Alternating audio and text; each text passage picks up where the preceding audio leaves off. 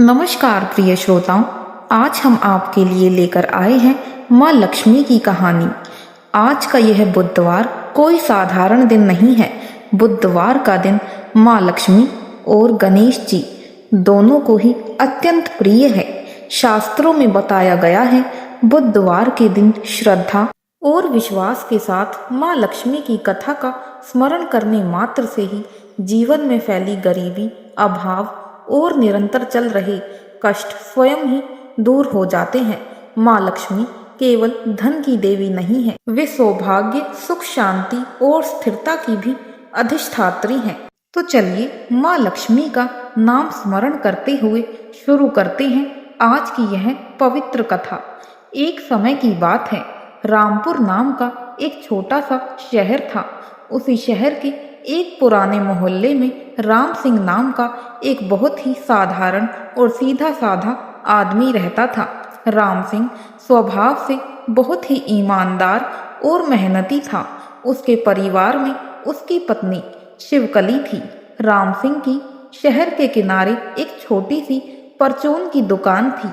वह सुबह से लेकर शाम तक अपनी दुकान पर बैठता और दाल चावल आटा बेचकर जो भी थोड़ा बहुत मुनाफा होता उससे अपने घर का खर्च चलाता था। राम सिंह इतना सीधा था कि कई बार मोहल्ले के लोग उससे उधार सामान ले जाते थे और महीनों तक पैसा नहीं लौटाते थे।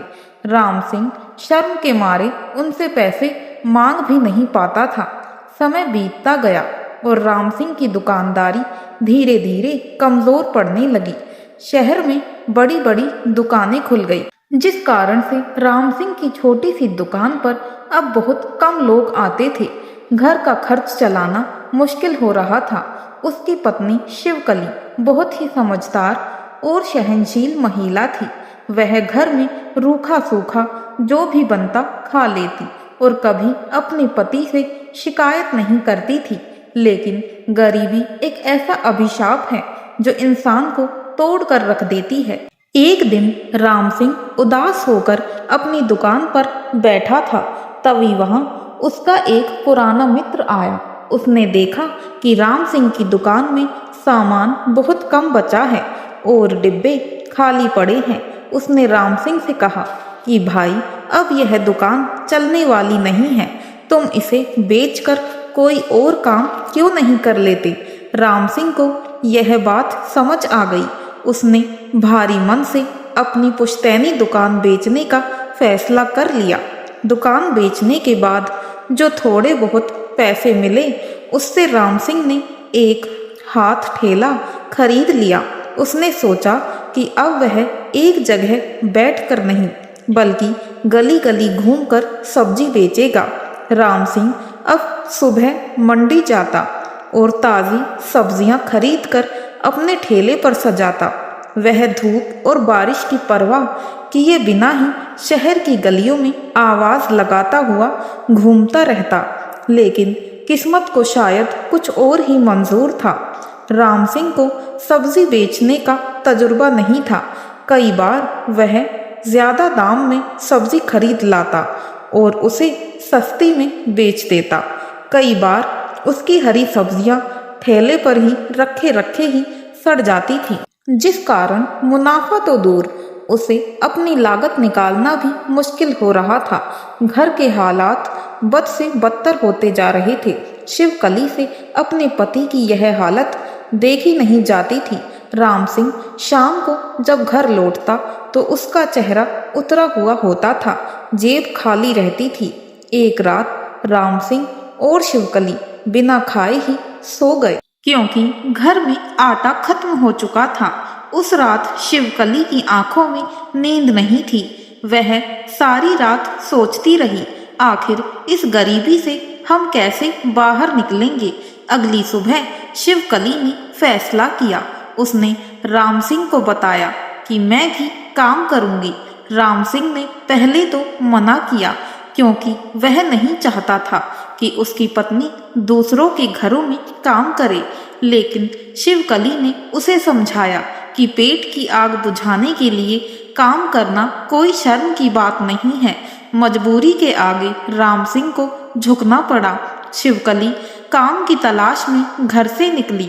वह शहर के अमीर इलाके में गई, जहां बड़े बड़े रईस लोग रहते थे।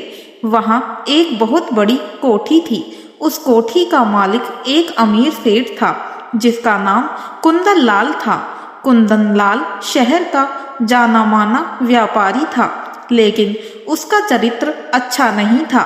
शिवकली डरते डरते उस कोठी के गेट पर गई और चौकीदार से काम के बारे में पूछा। चौकीदार उसे अंदर सेठ कुंदन लाल के पास ले गया। शिवकली सेठ के सामने हाथ जोड़कर कहने लगी, साहब, मैं बहुत गरीब हूँ। मेरे पति की कमाई से घर नहीं चलता। मुझे आपके घर में बर्तन मांजने या झाड़ू पोछा करने का काम दे दीजिए। सेठ कुंदन लाल की नज़र शिवकली पर पड़ी। शिवकली भले ही गरीब थी और फटे पुराने कपड़ों में थी, लेकिन वह दिखने में बहुत सुंदर थी। सेठ की नीयत उसे देखकर बिगड़ गई। सेठ ने मीठी बातें करते हुए कहा कि देखो, हमारे घर का काम तो बहुत है, नौकरानी की जरूरत भी है। तुम कल से काम पर आ जाना। तुम्हें घर के सारे बर्तन साफ करने होंगे और बदले में तुम्हें अच्छे पैसे मिलेंगे। शिवकली को लगा कि भगवान ने उसकी सुन ली है। वह बहुत खुश हुई कि अब उसे 2 वक्त की रोटी के लिए तरसना नहीं पड़ेगा। उसे इस बात का जरा भी अंदाजा नहीं था कि वह जिस दलदल में कदम रखने जा रही है, वह उसकी जिंदगी को किस तरह बर्बाद करने वाला है। अगले दिन से शिवकली सेठ कुंदन लाल के घर काम करने जाने लगी। वह सुबह जल्दी उठती और अपने घर का काम निपटाती और फिर सेठ की कोठी पर पहुंच जाती। वह घंटों बैठकर ढेर सारे जूठे बर्तन मांजती। उसका पूरा शरीर दुखने लगता, हाथों की चमड़ी गलने लगती थी, लेकिन वह उफ तक नहीं करती थी। उसे बस इस बात का सुकून था कि महीने के अंत में उसे पैसे मिलेंगे, जिससे वह अपने पति राम सिंह की मदद कर सकेगी। शुरू के कुछ दिन तो सब ठीक चला। राम सिंह भी अपनी सब्जी की ठेलियां लेकर निकलता और शाम को जो भी कमाता घर ले आता। लेकिन धीरे धीरे सेठ कुंदन लाल ने अपना असली रंग दिखाना शुरू कर दिया। कुंदन लाल जब शिवकली को काम करते हुए देखता तो उसे घूरता रहता था। शिवकली को यह सब अजीब लगता था, लेकिन वह गरीब थी, इसलिए नजरें झुकाकर अपना काम करती रहती थी। एक दिन राम सिंह की तबीयत बहुत खराब हो गई। उसे तेज बुखार था और वह ठेलिया लेकर बाहर नहीं जा सका। घर में दवा लाने के लिए भी पैसे नहीं थे। शिवकली घबरा गई। वह दौड़ती हुई सेठ के पास गई और उससे पैसे उधार मांगने लगी। उसने कहा कि साहब, मेरे पति बहुत बीमार हैं। मुझे डॉक्टर को दिखाने के लिए कुछ पैसों की जरूरत है। मैं आपकी तनख्वाह में से बाद में कटवा दूंगी। सेठ कुंदन लाल तो इसी मौके की तलाश में था। उसने देखा कि शिवकली बहुत मजबूर है। उसने शिवकली को एक कमरे में बुलाया और दरवाजा बंद कर लिया। शिवकली सहम गई। सेठ ने अपनी जेब से नोटों की गड्डी निकाली और शिवकली को दिखाते हुए कहा, पैसे तो मैं तुम्हें दे दूंगा और जितने चाहो उतने दूंगा, लेकिन उसके बदले में तुम्हें मेरी एक बात माननी होगी। शिवकली ने पूछा, कैसी बात साहब? सेठ ने बेशर्मी से हंसते हुए कहा, तुम जवान हो, सुंदर हो, बर्तन मांजने में क्या रखा है? अगर तुम मुझे खुश कर दोगी तो मैं तुम्हें रानी बना कर रखूंगा। शिवकली बहुत डर गई। उसकी आंखों में से आंसू आ गए। उसने हाथ जोड़कर कहा, साहब, मैं गरीब हूँ, लेकिन बिकाऊ नहीं हूँ। मैं अपने पति के साथ धोखा नहीं कर सकती। मुझे जाने दीजिए। लेकिन सेठ ने उससे कहा कि एक बार फिर सोच लो। अगर आज खाली हाथ जाओगी तो तुम्हारा पति बिना इलाज के मर जाएगा। गरीब और लाचार शिवकली ने सेठ की बात मान ली और बदले में सेठ ने उसे नोटों की गड्डी दे दी। वह डॉक्टर को घर ले आई और राम सिंह का इलाज शुरू हुआ। डॉक्टर ने दवा दी और कहा इन्हें अच्छे खाने और आराम की जरूरत है। शिवकली ने उन पैसों से फल और दूध खरीदा और वह रात भर राम सिंह के पास बैठी रही। उसके माथे पर गीली पट्टी रखती रही। उसकी आंखों से आंसू रुकने का नाम नहीं ले रहे थे। अब 2-3 दिन बीत चुके थे। राम सिंह की तबीयत सुधरने लगी थी। उसका बुखार उतर गया था और वह उठकर बैठने लायक हो गया। जब उसे होश आया तो उसने देखा कि घर में फल रखे हैं, दूध है और दवाइयाँ भी है। वह हैरान रह गया। उसने कमजोर आवाज में शिवकली से पूछा, शिवकली, हमारे पास तो फूटी कोड़ी नहीं थी, फिर यह सब कहाँ से आया है? शिवकली सच नहीं बोल सकती थी। उसने नजरें चुराते हुए झूठ बोल दिया, जी वो सेठ कुंदन लाल बहुत दयालु हैं। मैंने उन्हें आपकी बीमारी के बारे में बताया था तो उन्होंने मुझे काम की पेशगी तनख्वाह दी है और इलाज के लिए कुछ पैसे उधार भी दे दिए हैं। उन्होंने कहा है कि काम करके धीरे धीरे चुका देना। राम सिंह, जो मन का बहुत साफ था, उसने अपनी पत्नी की बात पर विश्वास कर लिया और मन ही मन सेठ को दुआएं देने लगा। दिन बीतते गए। राम सिंह धीरे धीरे ठीक हो गया, लेकिन कमजोरी के कारण अभी भी वह काम पर नहीं जा सकता था। घर का पूरा खर्च अब शिवकली के कंधों पर था। उधर सेठ कुंदन लाल शिवकली की कमजोरी का पता चल चुका था उसे। वह अब शिवकली को सिर्फ काम के लिए नहीं बुलाता था। जब भी शिवकली कोठी पर जाती, सेठ उसे अपनी हवस का शिकार बनाता। शिवकली विरोध करती, रोती, गिड़गिड़ाती, लेकिन सेठ उसे पैसों का लालच देता और पुराने कर्ज की याद दिलाता। शिवकली एक जिंदा लाश बन चुकी थी। वह रोज सुबह घर से तो निकलती थी तो उसे लगता कि वह काम पर नहीं बल्कि अपनी चिता पर जलने जा रही है। शाम को जब वह घर लौटती तो अपने शरीर को घिस घिस कर धोती, मानो वह अपने ऊपर लगे पाप के दाग मिटाना चाहती है। लेकिन वह दाग शरीर पर नहीं, उसकी रूह पर लग चुके थे। वह घर आकर राम सिंह के सामने हंसने का नाटक करती थी ताकि उसे कोई शक न हो। लेकिन पति पत्नी का रिश्ता ऐसा होता है कि बिना कहे भी सब कुछ समझ आ जाता है। राम सिंह ने महसूस किया कि शिवकली अब पहले जैसी नहीं रही। वह अक्सर गुमसुम रहती थी। उसकी आंखों में अजीब सा खालीपन आ गया था। वह रात को नींद में चौंक कर उठ जाती थी और रोने लगती थी। राम सिंह पूछता तो वह बात को टाल देती थी। राम सिंह को जब यह अजीब लगा कि सेठ कुंदन लाल इतनी ज्यादा तनख्वाह क्यों दे रहे हैं, एक दिन राम सिंह ने सोचा कि वह खुद जाकर सेठ का धन्यवाद करेगा और देखेगा कि उसकी पत्नी वहां कितना काम करती है। दोपहर का समय था। राम सिंह अपनी लाठी टेकते हुए धीरे धीरे सेठ की कोठी की तरफ चल पड़ा। जब वह कोठी के गेट पर पहुंचा तो उसे चौकीदार ने रोक लिया और कहा, तुम यहीं इंतजार करो। राम सिंह गेट के पास एक पेड़ की छाया में बैठ गया। कुछ देर बाद उसे कोठी के अंदर से कुछ आवाजें सुनाई दी। वह कोठी के पिछले हिस्से की तरफ गया जहां रसोई की खिड़की खुली रहती थी।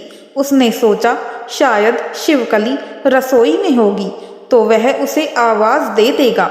जब वह खिड़की के पास पहुंचा और अंदर झांका तो उसके पैरों तले जमीन खिसक गई। उसने देखा और उसे अपनी आंखों पर भरोसा नहीं हुआ। अंदर कमरे में सेठ कुंदन लाल शिवकली का हाथ पकड़े खड़ा था और कह रहा था, देख शिवकली, अगर तूने आज नखरे किए तो कल से काम पर मत आना। तेरे बीमार पति को दवा कहाँ से मिलेगी? चुपचाप जो मैं कहता हूँ वह करो। यह सब देखकर राम सिंह को बहुत गुस्सा आया। वह गुस्से में मुट्ठियां भींचकर खड़ा हो गया, लेकिन अगले ही पल उसका गुस्सा बेबसी में बदल गया। उसने अपनी जेब टटोली, जो कि खाली थी। उसे याद आया कि आज सुबह ही डॉक्टर ने कहा था कि अभी 1 महीना और महंगी दवाई खानी होगी, नहीं तो बीमारी फिर से लौट सकती है। उसे घर का खाली कनस्तर याद आया। उसे अपनी टूटी हुई थैलियां याद आई। अब चलने लायक नहीं था। वह वहीं दीवार के सहारे टिक गया। उसकी आंखों से आंसू बहने लगे।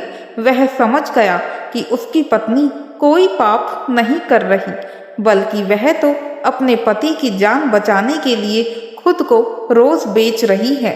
वह एक ऐसा पति था जो अपनी पत्नी की रक्षा भी नहीं कर सकता था। राम सिंह वहां से बिना कुछ कहे चोरों की तरह वापस लौट आया। वह आकर अंधेरे कोने में बैठ गया। शाम को जब शिवकली आई तो वह हमेशा की तरह मुस्कुराने की कोशिश कर रही थी।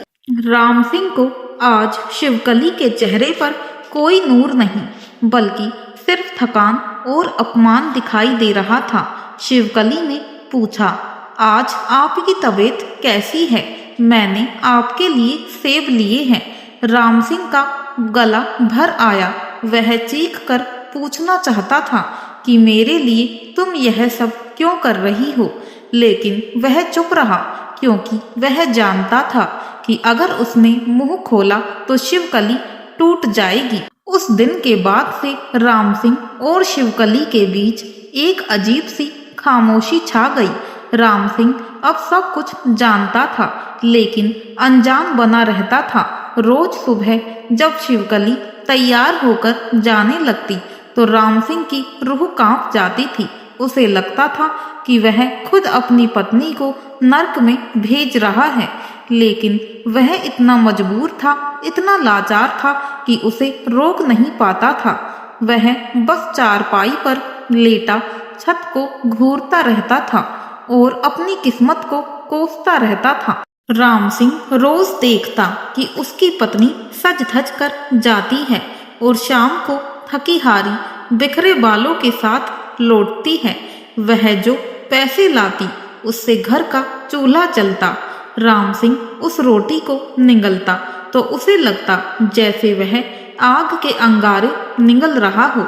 यह सिलसिला 1 दिन या 2 दिन का नहीं था, यह अब उनकी जिंदगी का हिस्सा बन चुका था। राम सिंह अब ठीक हो गया था, लेकिन उसमें काम करने की हिम्मत नहीं बची थी। आत्मग्लानि ने उसे अंदर से खोखला कर दिया था। वह दिन भर घर के बाहर बैठी खाली ठेलियों को देखता रहता। मोहल्ले के लोग कहते कि देखो राम सिंह कितना किस्मत वाला है, बीवी कमा रही है और वह आराम कर रहा है। यह ताने उसे तीर की तरह चुभते थे। वह सोचता, काश मैं फिर से बीमार पड़ जाऊं और मर जाऊं। कम से कम इस जिल्लत की जिंदगी से तो छुटकारा मिलेगा। उधर सेठ कुंदन लाल का मन अब शिवकली से भर नहीं रहा था। वह उसे और ज्यादा परेशान करने लगा था। वह उसे देर रात तक रोके रखता था। शिवकली घर आती तो रात के 10-11 बज जाते थे। राम सिंह जागता रहता, दरवाजे की तरफ टकटकी लगाए। जब वह आती तो दोनों एक दूसरे से नजरें नहीं मिला पाते थे। एक अपराध बोध दोनों के बीच दीवार बनकर खड़ा था। शिवकली को लगता कि वह अपने पति को धोखा दे रही है और राम सिंह को लगता कि वह अपनी पति का सौदागर बन गया है। एक रात शिवकली बहुत रोई। उसने राम सिंह के पैरों में सिर रखकर कहा, मुझे माफ कर दीजिए, मैं पापी हूँ, मैं गंदी हो गई हूँ। राम सिंह का दिल फट गया। उसने शिवकली को उठाया और अपने सीने से लगा लिया। दोनों पति पत्नी उस रात बहुत रोए। राम सिंह ने कहा, दोष तेरा नहीं, मेरी गरीबी का है। पगली, तू तो देवी है जो इस नर्क में रहकर भी मेरा घर चला रही है। उस रात दोनों ने अपनी मजबूरी को स्वीकार कर लिया। उन्होंने मान लिया कि अब यही उनकी नियति है। जब तक पेट है, जब तक गरीबी है, तब तक शिवकली को सेठ की कोठी पर जाना होगा और राम सिंह को यह कड़वा घूंट पीकर चुप रहना होगा। महीने बीतते गए, मौसम बदले, लेकिन राम सिंह और शिवकली की किस्मत नहीं बदली। और फिर एक दिन वह हुआ जिसका डर शिवकली को हमेशा लगा रहता था। उसे महसूस हुआ कि उसका शरीर भारी हो रहा है। सुबह उठते ही उसे चक्कर आने लगे और उल्टियां होने लगी। शिवकली समझ गई कि यह कोई बीमारी नहीं। उसका माथा थनका। उसके पेट में जो बच्चा पल रहा था वह उसके पति राम सिंह का नहीं था। वह जानती थी पिछले कई महीनों से राम सिंह बीमारी और तनाव के कारण उसके करीब नहीं आया था। यह बच्चा उसी पाप की निशानी था जो वह उस कोठी में रोज ढो रही थी। यह बच्चा सेठ कुंदन लाल का था। उस रात वह बहुत रोई और अगले दिन सेठ कुंदन लाल की कोठी के अंदर दाखिल हुई। उसके दिल की धड़कनें इतनी तेज थी कि उसे अपने कानों में सुनाई दे रही थी। कोठी के अंदर हमेशा की तरह वही शानो शौकत थी, लेकिन आज शिवकली को यह सब किसी डरावने सपने जैसा लग रहा था। वह सीधे उस कमरे की ओर गई जहां सेठ बैठता था। सेठ कुंदन लाल अपनी गद्दी पर लेटा हुआ हुक्का गुड़गुड़ा रहा था। उसने शिवकली को देखा और हंसते हुए बोला, आ गई मेरी रानी, आज तो तू बड़ी जल्दी आ गई। लगता है तुझे भी मेरी याद सता रही थी। सेठ की बातें सुनकर शिवकली को उल्टी आने लगी। उसने अपनी नजरें झुका ली और कांपते हुए बोली, मालिक, मुझे आपसे कुछ जरूरी बात करनी है। सेठ ने लापरवाही से हाथ हिलाते हुए कहा, हाँ हाँ बोल, क्या चाहिए? पैसे चाहिए क्या? ले जा, पर पहले मुझे खुश कर। शिवकली की आंखों से आंसू आ गए और उसने हिम्मत जुटाई और कहा, मालिक, मैं गर्भवती हूँ, आपके बच्चे की माँ बनने वाली हूँ। कमरे में सन्नाटा छा गया। सेठ के हाथ से हुक्के की नली छूट गई। वह झटके से उठकर बैठ गया। उसकी आंखों में डर नहीं बल्कि गुस्सा तैरने लगा। वह चीखा, क्या बकवास कर रही है तू? दिमाग खराब हो गया है क्या तेरा?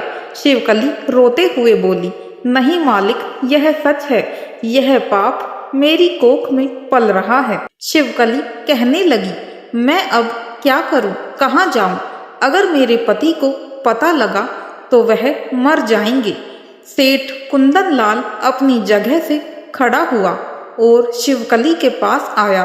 उसने शिवकली के गाल पर जोर से एक तमाचा मारा। शिवकली गिरते गिरते बची। सेठ चिल्लाया, खबरदार, जो यह इल्जाम मेरे सर पर डाला। तू जैसी बाजारू औरत का क्या भरोसा, ना जाने कितनों के पास जाती होगी तू। और अब अपना पाप मेरे गले मढ़ने आई है। यह बच्चा मेरा नहीं है, और अगर है भी तो मुझे इससे कोई मतलब नहीं है। इसे गिरा दो, इसे मार दो या फेंक दो, मुझे कोई परवाह नहीं है। शिवकली सेठ के पैरों में गिर पड़ी। उसने उसके पैर पकड़ लिए और गिड़गिड़ाने लगी, ऐसा मत कहिए मालिक, मैं तो सती सावित्री थी। आपने ही मेरी मजबूरी का फायदा उठाया है। भगवान से डरिए, इस बच्चे को अपना नाम दे दीजिए या मुझे कहीं दूर भेज दीजिए। सेठ ने उसे ठोकर मारकर दूर हटा दिया। उसने अपनी दराज से कुछ नोट निकाले और शिवकली के मुंह पर फेंकते हुए कहा, ले यह पैसे और जा अपना मुंह काला कर।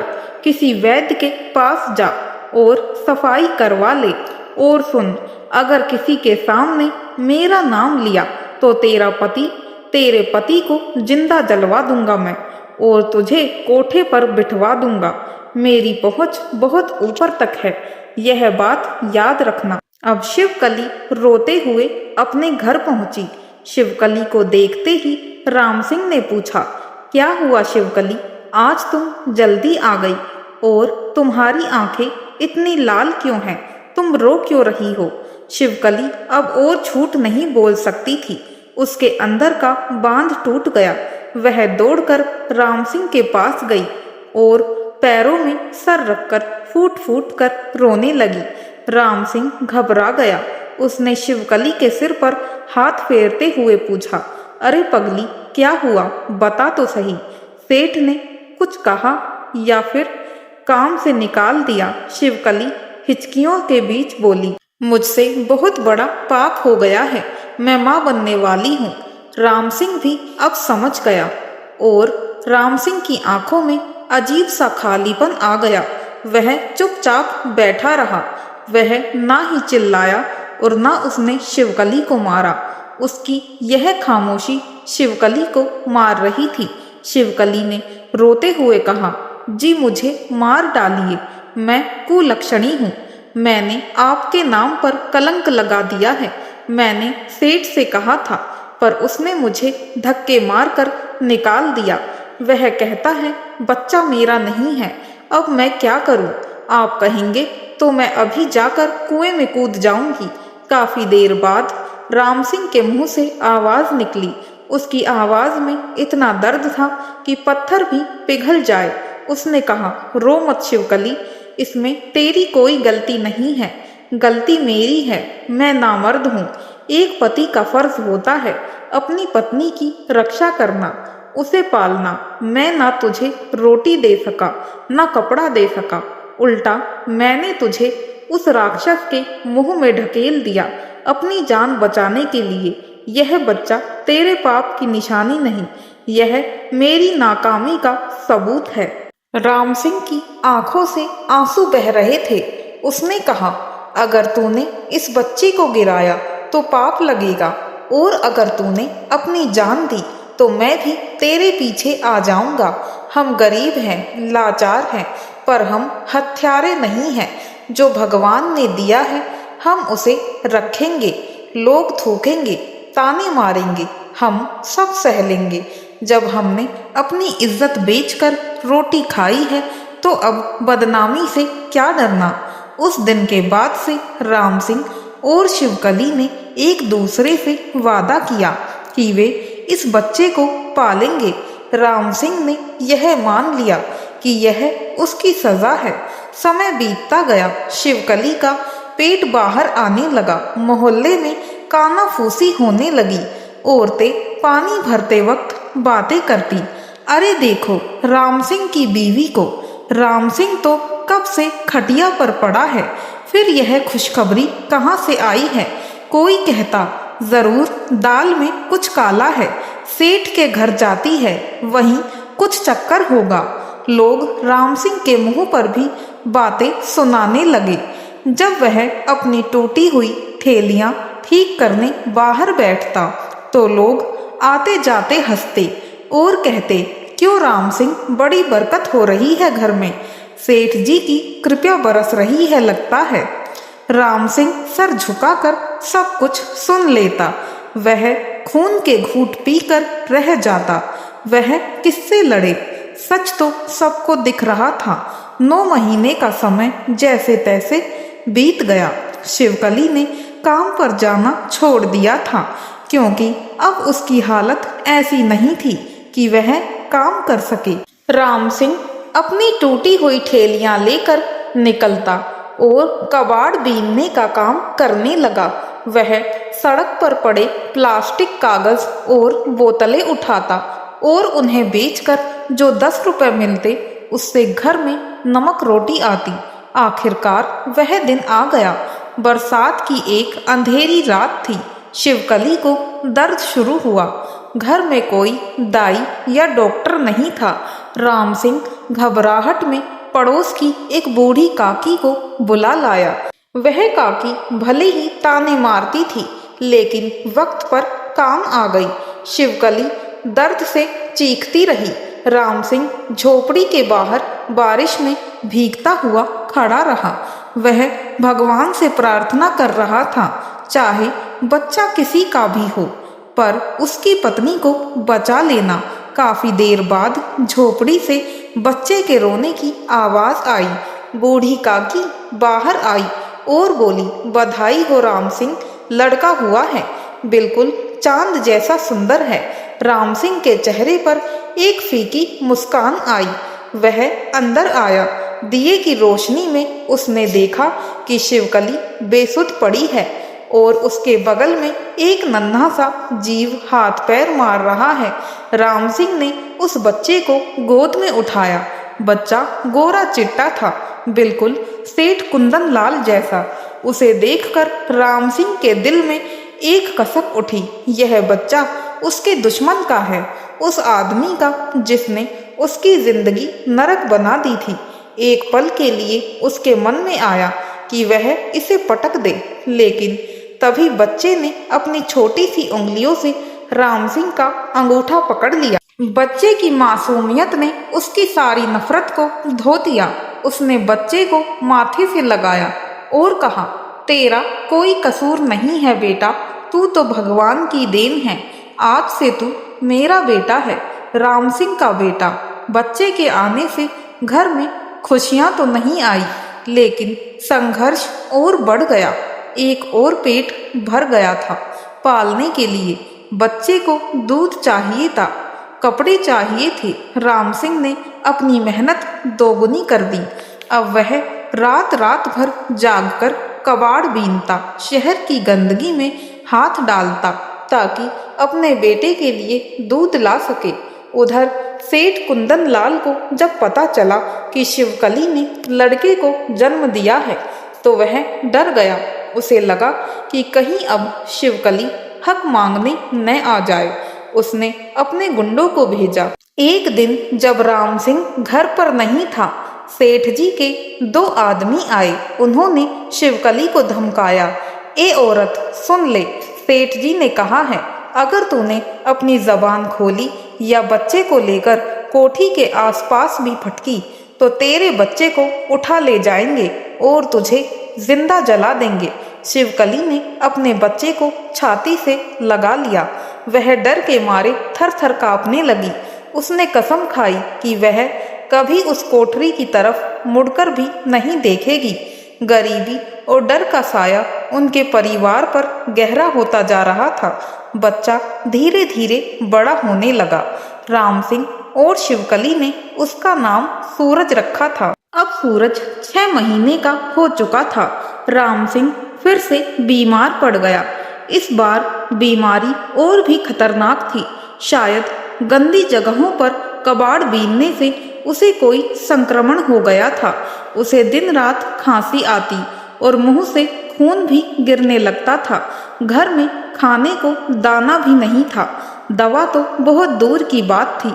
शिवकली अपने बच्चे को गोद में लिए बैठी रहती थी और राम सिंह की हालत देखकर आंसू बहाती। अब शिवकली के पास कोई रास्ता नहीं था। उसे फिर से काम खोजना था, लेकिन छोटे से बच्चे को लेकर उसे कौन काम देता। वह जिस घर में भी जाती उसे लोग भगा देते थे और काम करने से मना कर देते थे। ऊपर से उसकी बदनामी पूरे शहर में फैल चुकी थी। लोग उसे सेठ की रखेल कहकर बुलाते थे। कोई शरीफ परिवार उसे अपने घर में घुसने भी नहीं देता था। एक दिन जब घर में खाने को एक दाना भी नहीं था और बच्चा भूख से बिलख रहा था, शिवकली ने एक कठोर फैसला लिया। वह जानती थी कि उसे क्या करना है। वह फिर से उसी नरक में जाने की सोचने लगी जहां से वह किसी तरह जान बचाकर निकली थी। लेकिन इस बार सेठ के पास नहीं, बल्कि कहीं और जाने की सोच रही थी। क्या वह भीख मांगेगी या फिर कोई गलत रास्ता चुनेगी? राम सिंह सोच में पड़ी हुई थी। तभी राम सिंह को खांसी उठी और राम सिंह की खांसी की आवाज ने उसका ध्यान तोड़ दिया। राम सिंह ने इशारे से पानी मांगा। शिवकली ने उसे पानी पिलाया और मन ही मन भगवान को कोसने लगी, हे ईश्वर, तूने हमें कैसे पैदा किया है? अगर मारना ही है तो एक साथ मार दे। यह तिल तिल करके क्यों मार रहा है? तभी दरवाजे पर किसी ने दस्तक दी। शिवकली ने दरवाजा खोला और देखा कि बाहर एक पड़ोसन खड़ी है। उसने बताया कि शहर के दूसरे कोने में एक नया कारखाना खुला है, वहाँ मजदूरों की ज़रूरत है। अगर शिवकली चाहे तो वहाँ ईंटें धोने का काम कर सकती है। यह काम मर्दों वाला था, बहुत मेहनत का था, लेकिन शिवकली के पास कोई दूसरा रास्ता नहीं था। उसने तुरंत हाँ कर दी। अगले दिन से शिवकली अपने 6 महीने के बच्चे को अपनी पीठ पर कपड़े से बांधकर उस कारखाने में जाने लगी। वह तपती धूप में अपने सिर पर ईंटों का भारी बोझ उठाती। उसका नाजुक शरीर उस मेहनत के लिए नहीं बना था। उसके पैरों में छाले पड़ गए थे, कमर झुक गई, लेकिन वह रुकती नहीं थी। जब उसका बेटा रोता तो वह काम रोक कर उसे अपना दूध पिलाती और फिर से ईंटें उठाने लगती। राम सिंह घर पर पड़ा पड़ा यह सब देखता और अपनी लाचारी पर आंसू बहाता। वह सोचता कि यह वही शिवकली है जो कभी फूल जैसी कोमल थी, आज पत्थर ढो रही है, और वह उसका पति एक लाश की तरह पड़ा है।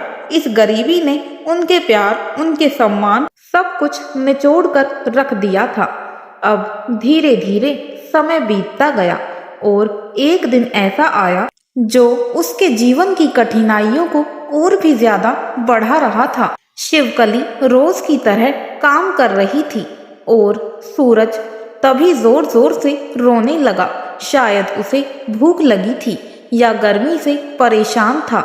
शिवकली ने सोचा कि वह ईंटों की खेप पहुंचाकर बच्चे को दूध पिला देगी, लेकिन वह चुप ही नहीं हो रहा था। मुंशी ने दूर से चिल्लाकर कहा, ए औरत, इस बच्चे को चुप करा ले, नहीं तो काम से चली जा छोड़कर। हमें यह ड्रामा नहीं चाहिए। शिवकली की आंखों में आंसू आ गए। उसने जल्दी से ईंटें रखी और बच्चे को गोद में लेकर एक दीवार की आड़ में बैठ गई। उसने देखा कि सूरज का बदन बुखार से तप रहा है। वह घबरा गई। उसके पास दवा के लिए पैसे नहीं थे। उसने अपनी साड़ी का पल्लू पानी में भिगोया और बच्चे के माथे पर रख दिया। मुंशी फिर से चिल्लाया, काम करना है कि नहीं करना? मुफ्त की रोटी तोड़ने आई है क्या यहाँ? शिवकली ने अपने कलेजे पर पत्थर रखकर बीमार बच्चे को फिर से पीठ पर बांधा और काम पर लग गई। एक माँ की ममता रो रही थी, लेकिन गरीबी उस ममता का गला घोट रही थी। शाम को जब वह मजदूरी लेकर घर लौटी तो उसके हाथ में सिर्फ 50 रुपए थे। इन 50 रुपयों में क्या आता है? आटा, चावल या फिर दवाई। शिवकली ने रास्ते में एक छोटी दुकान से बुखार की गोली ली और बाकी पैसों से थोड़ा सा खाना खरीद लिया। घर पहुंचकर उसने देखा कि राम सिंह जमीन पर पड़ा है और जोर जोर से खांस रहा है। उसके मुंह से खून निकल रहा है। वह दौड़कर राम सिंह के पास गई और उससे पूछने लगी, क्या हुआ? आपकी तबीयत इतनी खराब कब से हो गई? शिवकली ने रोते हुए पूछा। राम सिंह ने मुश्किल से आंखें खोली। उसका चेहरा पीला पड़ चुका था, हड्डियां बाहर निकल आई थी। उसने टूटती हुई सांसों के साथ कहा, शिवकली, अब मेरा अंत समय निकट है। मुझे लगता है मैं नहीं बचूंगा। तुम मुझे छोड़ दो। मेरे इलाज के चक्कर में तुम और सूरज भूखे मर जाओगे। शिवकली ने उसके मुंह पर हाथ रख दिया। खबरदार, जो ऐसी मनहूस बातें की, मैं आपको कुछ नहीं होने दूंगी। मैं दिन रात काम करूंगी, अपना खून बेच दूंगी, लेकिन आपका इलाज करवाऊंगी। शिवकली ने उसे सहारा देकर उठाया और खटिया पर लेटाया। उसने राम सिंह को पानी पिलाया और वही बुखार की गोली जो वह बच्चे के लिए लाई थी, आधी तोड़कर राम सिंह को दे दी। आज उसके सामने धर्म संकट था कि वह दवा अपने बीमार बच्चे को दे या अपने मरते हुए पति को। गरीबी इंसान को कैसे कैसे इम्तिहान में डालती है। रात गहरी हो गई। घर में खाने को सूखी रोटियां थी, लेकिन किसी ने नहीं खाई। सूरज बुखार में तप रहा था और राम सिंह दर्द से चिल्ला रहा था। शिवकली दोनों के बीच बैठी, कभी बच्चे के सिर पर हाथ फेरती तो कभी अपने पति के पैर दबाती। उसे समझ नहीं आ रहा था कि वह किसकी जान बचाए। अब रात बीत चुकी थी और सुबह हो गई। राम सिंह की हालत और बिगड़ गई, वह बेहोश हो गया। शिवकली ने उसे हिलाया लेकिन उसने आंखें नहीं खोली। शिवकली के हाथ पांव फूल गए। वह समझ गई कि अगर आज उसने डॉक्टर को नहीं दिखाया तो वह विधवा हो जाएगी। उसने घर का कोना कोना छान मारा लेकिन उसे एक फूटी कौड़ी भी नहीं मिली। कल की कमाई तो दवा और आटे में खर्च हो गई थी। शिवकली पागलों की तरह घर से भागी। उसने सूरज को पड़ोस की उसी बूढ़ी काकी के पास छोड़ा और कहा, काकी थोड़ी देर मेरे बच्चे को देख लो, मैं अभी आती हूँ। वह शहर की तरफ भागी। वह उस डॉक्टर के पास गई जिसने पहले राम सिंह का इलाज किया था। डॉक्टर ने राम सिंह की हालत देखी और कहा, इसकी हालत बहुत नाजुक है, इसके फेफड़े पूरी तरह खराब हो चुके हैं, इसे तुरंत बड़े अस्पताल में भर्ती कराना होगा और खून भी चढ़ाना पड़ेगा। इसमें बहुत खर्चा आएगा, कम से कम 5,000 का इंतजाम करो। 5,000, यह रकम शिवकली के लिए किसी पहाड़ से कम नहीं थी। वह डॉक्टर के पैरों में गिर पड़ी। डॉक्टर साहब, मेरे पास तो 5 रुपए भी नहीं है, आप इलाज शुरू कीजिए, मैं जीवन भर आपकी गुलामी करूंगी, धीरे धीरे पैसा चुका दूंगी, मेरे पति को बचा लीजिए। डॉक्टर ने बेरुखी से पैर खींच लिए। उसने कहा, यह कोई धर्मशाला नहीं है, दवाइयाँ पैसों से आती है, पहले पैसे लाओ फिर इलाज होगा। शिवकली वहां से रोती हुई निकली। अब वह कहाँ जाए, किसके आगे हाथ फैलाए। उसे याद आया कि जिस कारखाने में वह काम करती है वहां का ठेकेदार शायद मदद कर दे। वह दौड़ती हुई कारखाने पहुंची। उसने ठेकेदार के सामने अपना आंचल फैला दिया। साहब, मेरे पति मर रहे हैं, मुझे कुछ पैसे उधार दे दीजिए, मैं दिन रात काम करके आपका कर्जा उतार दूंगी, मेरी तनख्वाह से काट लेना। ठेकेदार ने हिकारत से उसकी तरफ देखा और बोला, अरे हट, रोज रोज का नाटक है तुम्हारा, कभी बच्चा बीमार कभी पति बीमार, हम यहाँ पैसे बांटने नहीं बैठे हैं। और तेरी कमाई ही कितनी है जो तू 5,000 चुकाएगी, पूरी जिंदगी भी काम करेगी तो भी नहीं चुका पाएगी। चल भाग यहाँ से, काम करना है तो कर, वरना रास्ता नाप। ठेकेदार ने उसे धक्के मारकर बाहर निकलवा दिया। शिवकली सड़क पर आ गई। दोपहर की चिलचिलाती धूप उसके नंगे पैरों को जला रही थी, लेकिन उसके दिल की आग के सामने यह जलन कुछ भी नहीं थी। उसकी आंखों के सामने अंधेरा छा रहा था। उसे लगा कि पूरी दुनिया उसके खिलाफ हो गई है। अमीर लोग अपनी गाड़ियों में बैठकर जा रहे थे, किसी को उस गरीब औरत का दुख दिखाई नहीं दे रहा था। हार कर उसने वह कदम उठाने का सोचा जो उसने कसम खाई थी कि कभी नहीं उठाएगी। वह सेठ कुंदन लाल की कोठी की तरफ जाने लगी। उसने सोचा, भले ही सेठ ने उसे निकाल दिया था, लेकिन राम सिंह की जान बचाने के लिए वह फिर से अपने आत्मसम्मान को कुचलने के लिए तैयार थी। शायद सेठ को थोड़ी दया आ जाए। जब वह कोठी के गेट पर पहुंची तो वहां पहले से ज्यादा पहरा था। चौकीदार ने उसे दूर से ही पहचान लिया।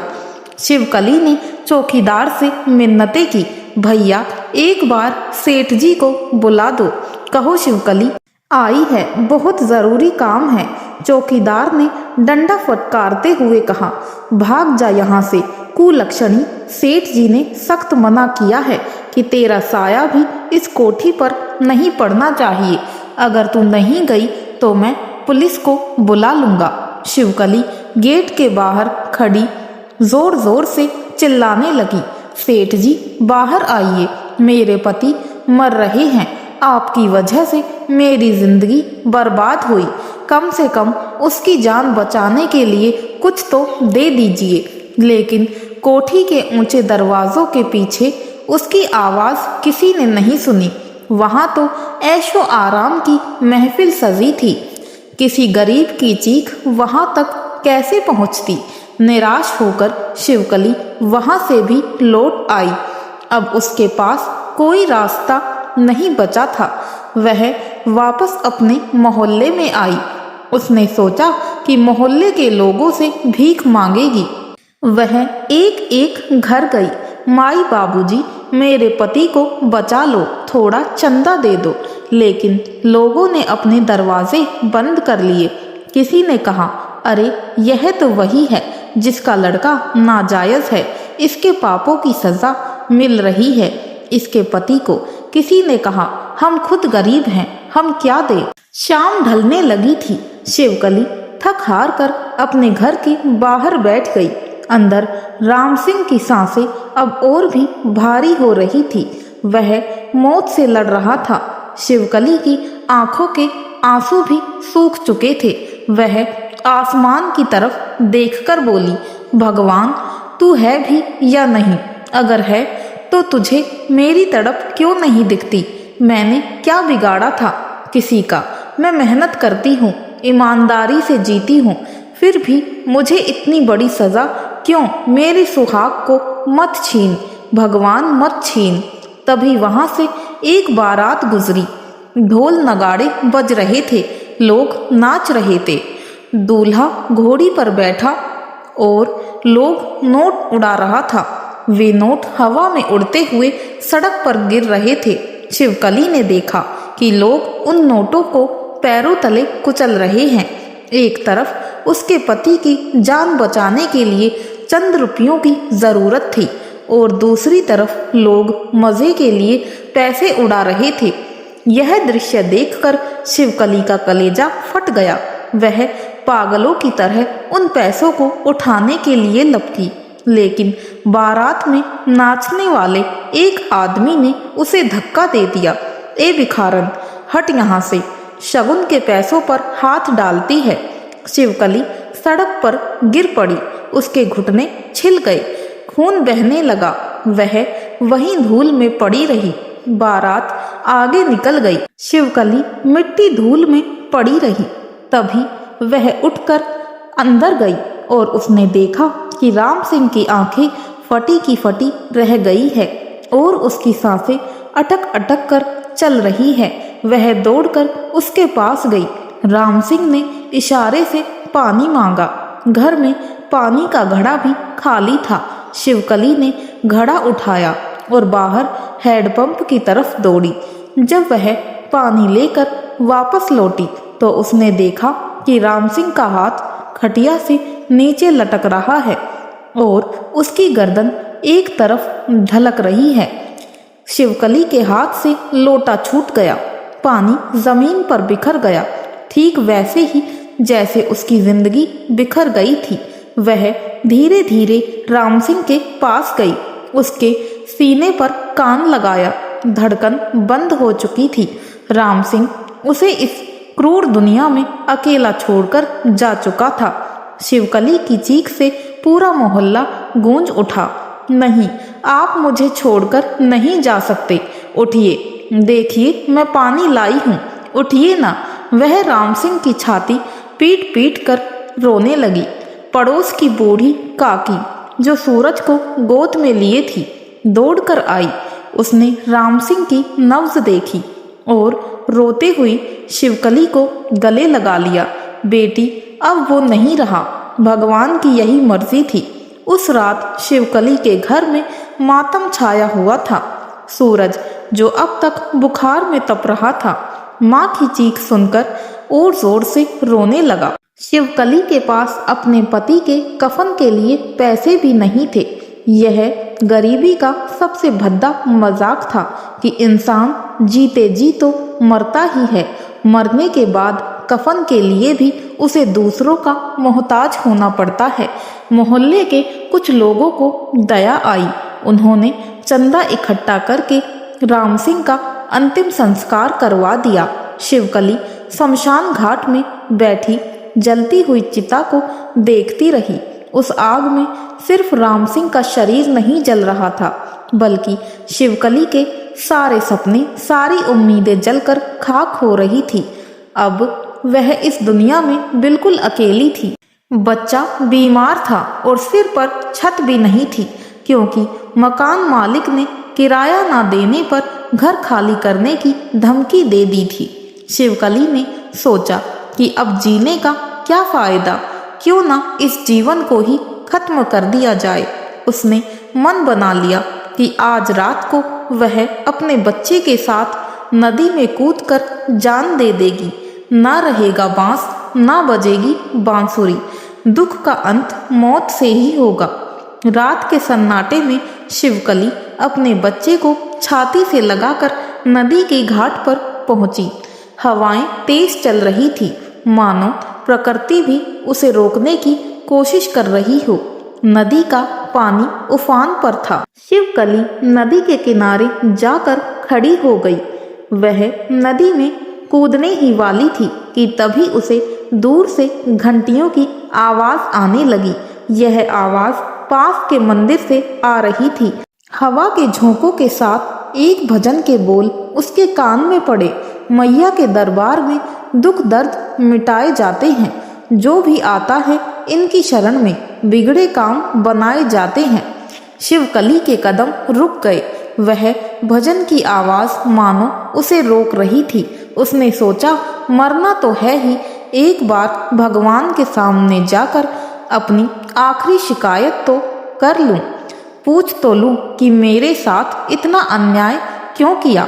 वह नदी की तरफ से मुड़ी और लड़खड़ाते हुए कदमों से उस मंदिर की ओर चल पड़ी। यह माँ लक्ष्मी का एक बहुत पुराना मंदिर था। मंदिर के अंदर आरती हो रही थी। शिवकली एक कोने में जाकर खड़ी हो गई। उसकी साड़ी फटी थी, बाल बिखरे थे। वह पागलों जैसी दिख रही थी, लेकिन किसी ने उसे नहीं रोका। आरती खत्म हुई। पुजारी जी ने सबको प्रसाद दिया। शिवकली की नजर सामने रखी माँ लक्ष्मी की भव्य मूर्ति पर पड़ी। माँ की आंखों में इतनी करुणा थी कि शिवकली का पत्थर दिल भी पिघल गया। वह मूर्ति के पैरों में गिर पड़ी और फूट फूट कर रोने लगी। मंदिर के पुजारी जी ने देखा कि एक दुखियारी औरत रो रही है। वह उसके पास गए और उसके सर पर हाथ रखकर पूछने लगे कि बेटी, तुम क्यों रो रही हो? तुम्हें क्या दुख है? यह तो माँ लक्ष्मी का दरबार है। यहाँ से कोई भी खाली हाथ नहीं जाता। शिवकली ने रोते हुए अपनी पूरी कहानी पुजारी जी को बता दी कि कैसे गरीबी ने उसे तोड़ दिया था और कैसे एक सेठ ने उसकी इज्जत लूट ली थी। कैसे उसका पति मर गया है और वह अब अपना आखिरी सहारा भी खो चुकी है और आत्महत्या करने जा रही थी। तो पुजारी जी की आंखों में भी उसकी कहानी सुनकर आंसू आ गए। पुजारी जी नम आंखों से कहने लगे, बेटी, आत्महत्या करना तो महापाप है। तू मर जाएगी तो तेरे इस मासूम बच्चे का क्या होगा? बेटी, भूल कर भी आत्महत्या का ख्याल कभी अपने मन में मत लाना। भगवान ने तुझे जो जीवन दिया है तो संघर्ष कर उस जीवन के लिए। आज बुधवार है। आज का दिन माँ लक्ष्मी और गणेश जी को समर्पित है। यह दिन गणेश जी और माँ लक्ष्मी की आराधना के लिए बहुत ही शुभ होता है। तो सच्चे मन से माँ लक्ष्मी का व्रत कर और तेरा कर्म पूरा कर। माँ तेरे सारे कष्ट हर लेगी। शिवकली ने पूछा, लेकिन बाबा, मेरे पास व्रत करने के लिए ना तो कोई पैसे हैं और ना ही पूजा की कोई सामग्री है, तो मैं माँ को कैसे खुश रख सकती हूँ और कैसे मैं व्रत कर सकती हूँ? पुजारी जी ने मुस्कुराते हुए कहा, बेटी, माँ धन की भूखी नहीं है माँ तो भाव की भूखी है, तो मंदिर की सफाई कर ले, सेवा कर और मेहनत कर, यही तेरी पूजा है। उस रात शिवकली मंदिर की सीढ़ियों पर सो गई। उसे सपने में माँ लक्ष्मी जी ने दर्शन दिए और शिवकली को माँ लक्ष्मी ने आशीर्वाद दिया। अगली सुबह जब शिवकली सोकर उठी तो उसके अंदर एक नई ऊर्जा जाग गई। उसने आत्महत्या का विचार त्याग दिया और उसने कसम खाई कि वह अपने बेटे के लिए अपना जीवन जिएगी और इसे बहुत काबिल बनाएगी। शिवकली ने मंदिर के बाहर फूल बेचने का काम शुरू करने की सोचा, लेकिन उसके पास तो फूल खरीदने के पैसे नहीं थे। इसलिए वह सुबह सुबह जंगल में जाती और वहां से जंगली फूल तोड़ कर ले आती थी। वह उन फूलों से सुंदर सी मालाएं बनाती और मंदिर में आने वाले भक्तों को बेचती थी। पहले दिन उसने सिर्फ 10 रुपए की कमाई की। उन 10 रुपयों से उसने अपने बेटे के लिए दूध खरीदा और खुद थोड़ा बहुत खाना खाकर सो गई। लेकिन उसने कभी हिम्मत नहीं हारी। वह हर बुधवार को पूरे विधि विधान से माता लक्ष्मी का ध्यान करती और पूजा किया करती। वह मन ही मन कहती और प्रार्थना करती माता से, हे माँ, अब तो ही मेरा आखिरी सहारा है, मेरी मेहनत रंग लानी चाहिए। माता, मैंने आपके ऊपर सब कुछ छोड़ दिया है। उसकी मालाएं इतनी सुंदर होती थी कि भक्त खुशी खुशी उसे ज्यादा पैसे दे जाते थे।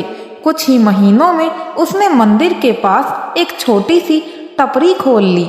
अब वह फूल के साथ साथ प्रसाद और पूजा की बाकी सभी सामग्री भी बेचने लगी थी। सूरज भी अब घुटनों के बल चलने लगा था। वह दुकान पर बैठा बैठा खेलता रहता और आने जाने वाले ग्राहकों को देखकर हंसता रहता। शिवकली की दुकान अब चल पड़ी थी। माँ लक्ष्मी की कृपा से उसकी दुकान अब बहुत अच्छी चलने लगी थी। जिसके पास कभी फूटी कौड़ी भी नहीं थी, आज उसकी तिजोरी में पैसे जुड़ने लगे थे। धीरे धीरे 2 साल बीत गए। शिवकली ने अपनी टपरी को पक्की दुकान में बदल लिया। अब उसका नाम पूरे शहर में मशहूर हो गया। माँ लक्ष्मी फूल भंडार के नाम से शहर के बड़े बड़े लोग उसके यहाँ मालाएं और फूल खरीदने आते थे। अब शिवकली के दिन बदलने लगे थे। अब उसने अपने बेटे का दाखिला एक अच्छे से स्कूल में करा दिया था। देखते ही देखते 10-15 साल बीत गए। शिवकली अब शहर की एक जानी मानी हस्ती बन चुकी थी। उसने फूलों का बहुत बड़ा कारोबार खड़ा कर लिया था। उसके पास अब अपनी गाड़ी थी, अपना पक्का मकान था और दर्जनों नौकर चाकर उसके यहाँ काम करते थे। सूरज अब जवान हो चुका था और एक होनहार लड़का बन चुका था। उसने अपनी पढ़ाई पूरी करके अपनी माँ का कारोबार भी संभाल लिया था। सूरज अपनी माँ को देवी की तरह मानता था। शिवकली ने अपने पुराने दिनों को कभी भी नहीं भुलाया और वह अब गरीबों की मदद करती थी, क्योंकि वह जानती थी कि गरीबी का दर्द क्या होता है। वह अक्सर तस्वीरों से बातें करती थी और अपने पति की तस्वीर से बात करते हुए हमेशा कहती रहती थी कि देखिए जी, आपका बेटा कितना बड़ा आदमी बन गया है। आप जहाँ भी हो खुश रहिए और हमारी चिंता कभी मत कीजिएगा। उधर अब सेठ कुंदनलाल का तो बुरा हाल हो चुका था। शिवकली के जाने के कुछ साल बाद ही सेठ कुंदनलाल के बुरे दिन आ गए थे। उसने सारे पैसे और अपनी सारी जायदाद सारी जुआ में हार ली थी। उसने अपना सारा पैसा, अपनी कोठी, अपनी गाड़ियां सब कुछ गवा दिया था। उसके व्यापार में भी बहुत घाटा हुआ था। उसने साझीदारों ने उसे धोखा दे दिया था और उसकी बची कुची दौलत भी हड़प ली थी। जिस घमंड में वह हमेशा चूर रहता था, आज उसका घमंड चकनाचूर हो गया था। उसकी पत्नी और बच्चे सभी ने मिलकर उसे घर से बाहर निकाल दिया था। वह सेठ जो कभी मखमल के गद्दों पर सोता था, अब वह सड़क के किनारे फटे बोरों पर सोता था और भीख मांगकर अपना गुजारा करता था। ऐसे ही एक दिन बुधवार का दिन था। शिवकली अपनी दुकान पर बैठी थी और हिसाब किताब कर रही थी। तभी दुकान के बाहर एक भिखारी आया। भिखारी कांपती हुई आवाज में कहने लगा, माई, मैं 2 दिन से भूखा हूँ, मुझे कुछ खाने को दे दो, भगवान आपका भला करेगा। शिवकली ने आवाज सुनी। उसने तुरंत ही पहचान लिया कि यह तो सेठ कुंदनलाल है, वही आदमी जिसने उसकी जिंदगी खराब कर दी थी, जिसने उसके पति को मरने के लिए छोड़ दिया था, जो सूरज का असली पिता था। शिवकली अपनी गद्दी से उठी। एक पल के लिए तो उसने सोचा कि वह उसे धक्के मारकर बाहर निकलवा दे, लेकिन शिवकली ने खुद को संभाला और सोचने लगी कि आज मैं भी इसकी तरह जानवर बन जाऊंगी तो इसमें और मुझ में क्या फर्क रह जाएगा। मेरी माँ लक्ष्मी ने मुझे इतना दिया है, मुझे दया करनी चाहिए। उसने एक गहरी सांस ली और अपने बेटे से कहा, बेटा जाओ, इसके लिए कुछ खाने के लिए ले आओ और कुछ पैसे भी दे देना इसे। सूरज ने अपनी माँ की बात मान ली और नौकरों को बुलाया और सेठ को खाना खिलाने ले गया। सेठ कुंदनलाल ने अब पेट भरकर खाना खा लिया था और खाना खाते ही वह शिवकली के पास जाकर हाथ जोड़कर धन्यवाद करने लगा और कहने लगा कि माई, मैंने अपनी जिंदगी में बहुत पाप किए हैं, आपने मुझे खाना खिलाकर मुझ पर उपकार किया है, मैं मरते दम तक आपका उपकार कभी नहीं भूलूंगा। सेठ शिवकली को पहचान नहीं पाया था। वह वहां से अपनी लाठी उठाता हुआ और टेकता हुआ चला गया। शिवकली उसे जाते हुए देख रही थी। आज उसने अपने अतीत को पूरी तरह से विदा कर दिया था।